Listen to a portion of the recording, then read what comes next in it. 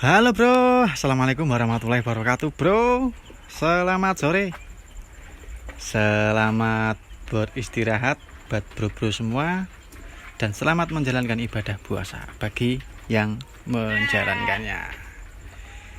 Alhamdulillah bro, seperti biasa di sore hari sambil menunggu waktu berbuka, kita ya ngobrol-ngobrol santai di kandang.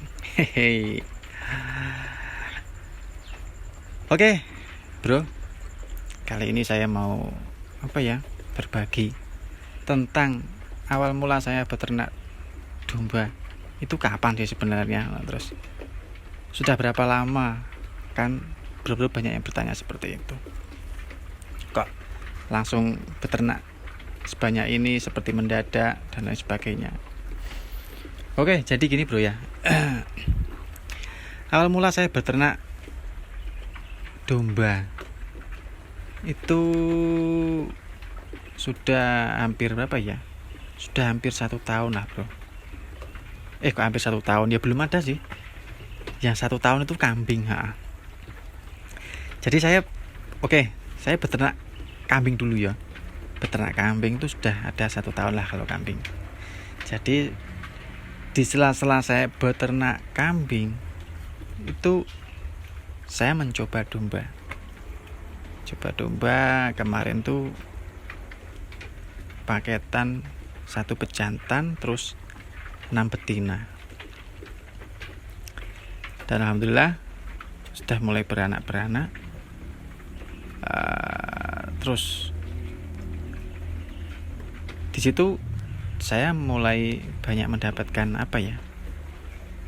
mendapatkan motivasi lah bro. Terus saya mulai menghitung bisnis kambing sama domba itu kedepannya seperti apa ya, seperti itu. Terus cari referensi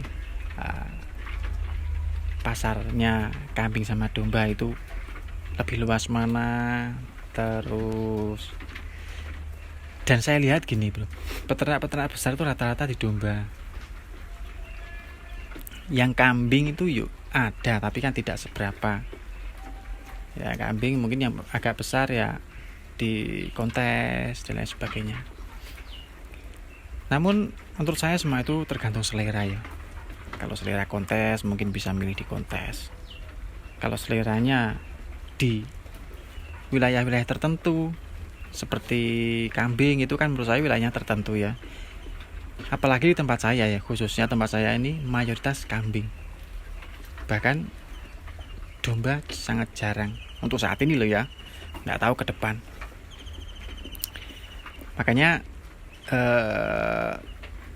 saya harus cari tahu dulu, harus cari banyak informasi tentang pasar domba itu seperti apa, gini.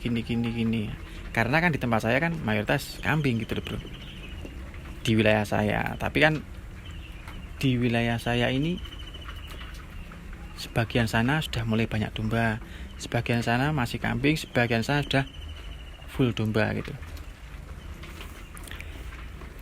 Jadi menurut saya domba itu pasarnya luas bro. Karena apa?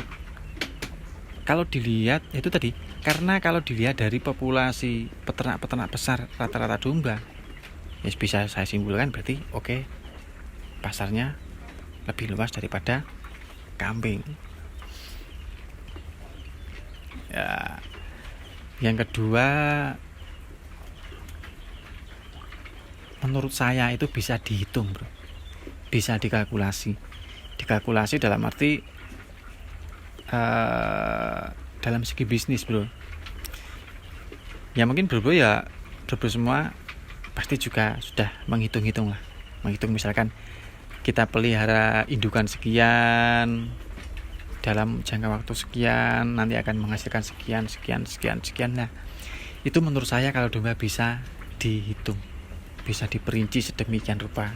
Meskipun dalam praktek atau dalam lapangan itu pasti beda dengan teori yang kita persiapkan. Dan itu no problem bro menurut saya. Dianggap itu adalah sebuah toleransi sih dalam sebuah presisi itu harus ada toleransi. Nggak bisa kita 100% strip tanpa ada celah sama sekali, nggak bisa. Ya intinya dibanding kambing, dalam hitung-hitungan saya itu lebih bisa kita perinci lebih detail di domba gitu loh maksudnya. Jadi dulu tuh sudah paling enggak hampir setahun lah ya, hampir setahun terus mengenal domba seperti itu udah. Dan akhirnya saya memutuskan ke domba. Nah terus berubah ada pertanyaan lagi, baru mulai langsung banyak. Nah itu gini bro ya, itu banyak atau enggaknya tergantung kita masing-masing kok, relatif bro. Nah terutama di fasilitas itu sangat penting. Kenapa toh saya langsung berangkat kok banyak seperti ini? Ya lagi-lagi fasilitas bro gitu loh. Karena apa? Saya ada fasilitas tempat yang masih banyak. Terus yang kedua, saya punya fasilitas rumput yang sudah untuk saat ini menurut saya dengan populasi domba segini ya wis bisa dibilang sangat banyak gitu loh bro. Jadi saya punya tuntutan sebenarnya, makanya tuntutan domba harus banyak karena rumput yang sudah membludak di persiapan saya yang sebelumnya, di lahan-lahan saya, di persawahan saya, di kebun saya gitu.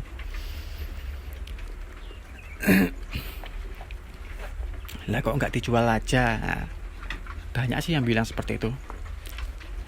Kalau saya enggak sih bro, karena saya gini, kalau dari awal kita sudah punya konsep untuk beternak, untuk mandiri seperti gini, ya wes, saya berjalan ke situ. Tidak, intinya gini loh. Di saat kita sudah punya rencana, punya ide, punya gagasan, bahkan punya konsep ke depan seperti ini, selama selama tidak darurat, selama tidak harus melakukan perubahan, ya menurut saya kita jangan rubah-rubah bro konsep itu. Karena kalau kita terbiasa merubah konsep, merubah harapan ke depan seperti apa, itu menjadi tuman bro menurut saya, menjadi sebuah kebiasaan. Jadi ginilah, gampangannya gini. Kalau kemarin tuh saya pelihara dombanya tidak ada tuntutan, tidak ada target, tidak ada tekanan, saya mungkin nggak akan pelihara sebanyak ini. Oke. Dan jika saya tidak memelihara sebanyak ini, otomatis rumput saya pasti akan saya jual, ya ta? Dan jika rumput saya sudah saya jual, otomatis saya akan beride sebagai penjual rumput. Dan alhasil saya nggak akan jadi peternak domba gitu loh bro. Berpikirnya sederhana kok. Jadi gini, dengan kita menjual rumput aja sudah dapat uang, ngapain kita peternak domba? Nah, kan pasti seperti itu. Misalkan kita jual rumput sehari 100.000, otomatis kalau kita mau cari peningkatan kan kita akan sewa lahan lagi, tanam rumput lagi, jadi 200.000, 300.000 dan seterusnya, kan seperti itu. Oke, itu juga mendapatkan untung, tidak masalah. Tapi kita berpikir jangka panjangnya, karena kita ingin produktif, lebih lebar gitu loh bro. Ya salah satunya ya ini, kita nanam rumput sendiri, kita manfaatkan di ternak kita sendiri, baru kita nanti jual dalam bentuk domba sendiri juga gitu loh bro. Nah, menurut saya di domba ini banyak variasinya ya. Ini ke depan ya bro, ke depan saya tuh sudah punya rengengannya itu. Saya akan belajar di marketingnya juga, belajar di penjualannya juga seperti apa. Yang kedua, saya pengen belajar menjadi membuka mitra, terutama ya mungkin berawal dari lingkungan lah. Kepengen dari lingkungan yang ada lahan, terus masih membutuhkan lapangan kerja, pengen saya ajak bermitra dan lain sebagainya.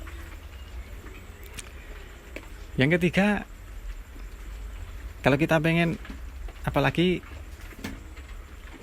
kalau punya modal lagi-lagi modal itu juga mendukung, bro. Kalau kita punya modal, kita juga bisa langsung membuka membuka depot dan lain sebagainya. Pelan-pelan kita masuk ke warung-warung sendiri, atau 1 warung, 2 warung, 3 warung. Itu menurut saya sangat efektif sih, bro, ke depan buat pemasaran si domba-domba kita ini. Nah, apalagi kita sebagai breeding ya. Breeding otomatis kalau kita breeding dan kita sudah tahu pasarnya dan kita sudah bisa memegang warung-warung 1, 2, 3, berarti otomatis kita akan melakukan fattening juga, penggemukan juga. Ya, sampai begitu luasnya menurut saya nyambung semua, bro. Mulai dari kita bertanam, peternaknya, terus ke penjualannya, itu luas. Dan di domba ini kita ibarat orang kerja itu ya merdeka, bro. Merdeka gini maksudnya, kita bisa mengatur waktu-waktunya itu ya kita sendiri yang mengatur.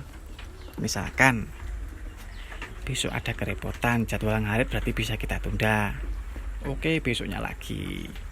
Misalkan minggu depan kita acaranya padat, oke, minggu ini kita ngaritnya kita double, ya banyak lagi. Intinya banyak, bro, banyak kelonggaran dan banyak banyak kebebasan sih. Banyak kita sendiri yang mengatur gitu loh maksudnya. Beda kalau kita di kantoran, terus kita beternak lainnya itu dalam tanda kutip hampir 80% kita harus patuh dan tunduk pada peraturan yang ada. Kalau di domba ini menurutku ya wis bebas, bro. Ya seperti yang saya bilang kemarin tuh, mau jual hari ini jual, kalau misalkan hari ini harga belum bagus kita jual besok, besok belum bagus jual besoknya lagi, ya seperti itu. Sangatlah luas dan sangatlah bebas menurut saya, cocok terutama bagi orang-orang orang-orang seniman tuh paling cocok beternak domba itu, karena biasanya orang seniman tuh kan nggak mau diatur. Oke, bro, udah panjang ya, wis dimaklum, bro, kalau obrolan kita hari ini nggak ada isinya. Seperti biasa, sekiranya cocok ya bisa dipertimbangkan, sehingga cocok ya saya anggap aja ini sebuah hiburan gitu loh, bro. Oke, dari saya Pecinta Kambing Official. Assalamualaikum warahmatullahi wabarakatuh.